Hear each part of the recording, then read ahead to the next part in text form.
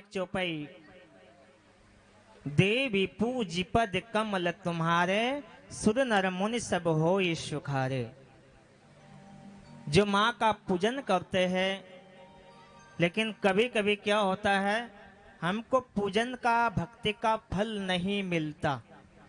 कई लोगों के मुख से हम सुने हैं, बोले बापूजी हम सेवा तो बहुत करते हैं, दान बहुत करते हैं, लेकिन हमको जैसा फल मिलना चाहिए वैसा मिलता नहीं। लेकिन क्यों नहीं मिलता, उसके बारे में अगर चिंतन करें तो एक छोटे से दृष्टांत से हम समझेंगे। काम क्रोध मद लोभ सब नाथ नरक के पंथ, सब परिहरि तुम जाइए भजो भजे जय संत। तो यहां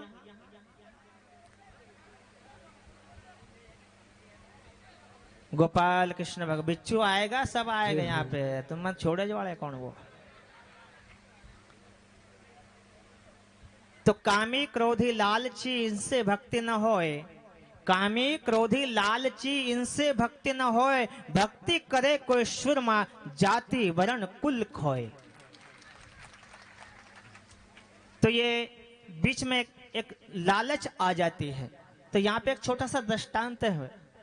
दो दोस्त थे, एक राजा पर्यटन स्थल बना के रखा था जिसमें तालाब थे, बगीचाएं थी, लेकिन बगीचा के अंदर एक बड़ा सरोवर, और वहां पे ऐसे बोर्ड लगे हुए थे कि जो तालाब में नहाते हुए व्यक्ति को डूब रहा है उसको कभी बाहर निकाल ले तो उसको 5,000 रुपए इनाम दिया जाएगा और उसका स्वागत होगा राज चिन्ह के साथ। तो दो दोस्त गए, स्नान तो बहुत कर रहे थे, लेकिन मरेगा कौन, कोई डूबने वाला नहीं था। तो दोनों ने ऐसा विचार किए कि क्यों नहीं अपन ही प्लानिंग बना लेते हैं कि बोले आप डूबने का नाटक करने का और मैं तिराने के लिए आऊंगा, और जब वो सिपाही आएंगे किसने बचाया, तो बोल देना मैंने बचाया, तो 5,000 रुपए मिलेंगे, 2.5 आप लेना, 2.5 मैं ले लूंगा। देखो हम लालच के अंदर भक्ति कैसी सक्सेस नहीं होती है। तो कई लोग क्या करते हैं, गुरु बना लेते हैं। महाराज जी गुरु इसलिए बनाते हैं कि हमारे खेत के अंदर अच्छी फसल होनी चाहिए, ट्यूबवेल में पानी लगना चाहिए। तो वो जो उसका दोस्त था वो सरोवर में प्रवेश हो जाता है और नहाने लग गया और बोल जाते मैं डूबने का नाटक करूंगा, आप आके मुझको निकाल लेना।